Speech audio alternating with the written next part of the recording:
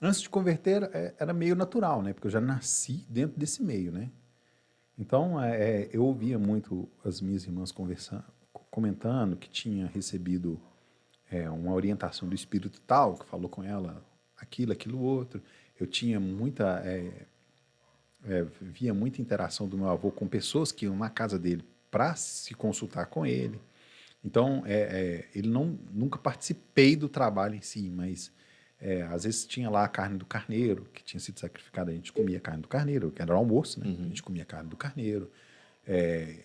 Às vezes a gente ia lá no quartinho que ele ficava, né? Que é onde é que eu fazia os ritos. Às vezes a gente abria lá, tinha lá os desenhos no chão, tinha alguma outra coisa estranha, um animal morto no chão.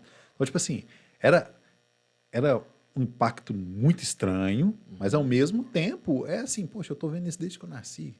Então, assim, era meio que natural. Ele não deixava a gente ver, mas de vez em quando a gente via. Então, não era tão preocupante. Mas eu tinha muita visão. Então, eu via espírito, chegava a ver, eu cheguei a conversar com gente que já tinha morrido. Então, tipo assim, as experiências eram muito intensas, sabe? Muito coisa. Então, tipo assim, eu tinha eu tinha visões que eu acho que eu não sabia se eu estava sonhando, se eu estava dormindo e acordei, ou se eu realmente tinha uma visão acordada. Era muito intenso as visões. Meu avô acreditava que ia dar continuidade por causa dessas visões. Ele achava que eu ia dar continuidade no trabalho dele, né? Então, meu avô meio que se posicionou assim, ó, meu neto, na hora certa eu vou ensinar meu neto sobre o caminho que ele vai trilhar. E aí, de repente, eu chego lá falando com eles que eu tinha virado crente. Entendeu? Então, assim, o impacto foi bem negativo para o meu avô. Mas aí meu avô ainda segurou a onda. Falei com ele que estava indo na igreja e tal. Ele me ignorou, ficou bravo e tal, mas beleza. Eu continuei na casa dele e tal. Só que aí Deus trouxe uma revelação. Eu estava tendo muito problema. Muito. Eu estava passando por muita luta. E aí, nessas lutas que eu estava passando, o Espírito Santo me revelou assim, falou assim, olha, pede ao seu avô para parar de colocar você nas orações dele. Porque o meu avô, provavelmente, eu não sei porque ele morreu antes de me contar, ele deve ter me consagrado a algum dos Exus e tal. Então, no momento em que eu me converti e que eu reneguei tudo isso, né, eu acho que perdeu um pouco da atuação, mas aí o pouco de brecha, as brechas que eu dava, elas se tornavam muito intensas, porque, poxa, tem o tempo inteiro alguém orando, acreditando que aquilo era bom para mim, né, orando por mim e colocando mais entidades para poder atuar, para me ajudar, né? É. A intenção nunca a consciência deles não é uma intenção má, né? O meu avô não ia querer o mal do neto. Sim. Então, eu acredito que ele fazia essa oração com o intuito de ajudar mesmo. Mas aí eu cheguei e falei, se eu tenho feito as orações, né, do Senhor e tal, eu vim aqui te pedir para o Senhor não fazer mais. Porque as orações agora se tornam uma batalha espiritual para mim. Nós estamos vivendo em mundos opostos. Né? Apesar de que, na época, eu lembro que eu fui muito bem conduzido. O Espírito Santo me conduziu de uma forma maravilhosa para essa conversa com ele. Ele teve uma reação super, super rude. Ó, já que você está querendo mexer com isso aí, você não é mais meu neto. Querendo ou não, no mundo espiritual, ele me desvinculou dele. Meio que uma liberação, né? Foi uma liberação para mim. Então, assim, no mundo espiritual, para mim, foi maravilhoso. Ele me liberou daquela carga toda que estava sendo feita. Aí as coisas começaram. A minha vida tomou um outro rumo, sabe? Depois dessa conversa, tomou outro rumo. Mas eu tive consequências muito ruins, porque ele morava numa casa muito grande, num terreno muito grande. Então, as minhas tias, irmãs da minha mãe, elas moravam lá também. Então, as minhas primas que estavam nascendo, os meus primos, estavam todos lá. Então, os meus tios e tias e meus primos que estavam chegando, todos ali, que eu sou o neto mais velho. Então, todos ali naquele ambiente. Todos ali. Então, quando ele me falou que eu não era mais neto dele, que eu não era mais bem-vindo na casa dele, eu fui embora e eu perdi todo esse contato com esse pessoal. toda a família, cara. A família inteira. É assim, quer ver? São 3 homens, 4 mulheres. Então são 9 famílias que eu perdi o contato. Ele me fez perder o contato com os 9. Fora 2 tios solteiros que tem. Então, assim, é uma galerona, galera grande. Então, as minhas tias que tinham casado, eu perdi o contato com o meu tio, que ela tinha acabado de casar. Então, só que aí, tipo assim, no primeiro momento eu falei assim, sabe de uma coisa? Eu não tô indo lá ver ele, eu tô indo lá ver minha avó. Tô indo ver minha avó, ver minhas tias, não quero nem saber.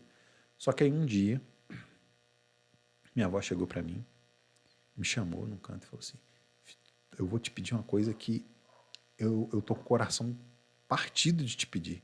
Não vem aqui mais, não. Caramba. Eu falei assim, por quê, vó? Quando você vai embora, ele briga com todo mundo, chega a bater nas suas tias, ele fica louco, ele fica transformado, é que ninguém aguenta. Por favor, não vem mais aqui, não. Nós não estamos aguentando seu avô.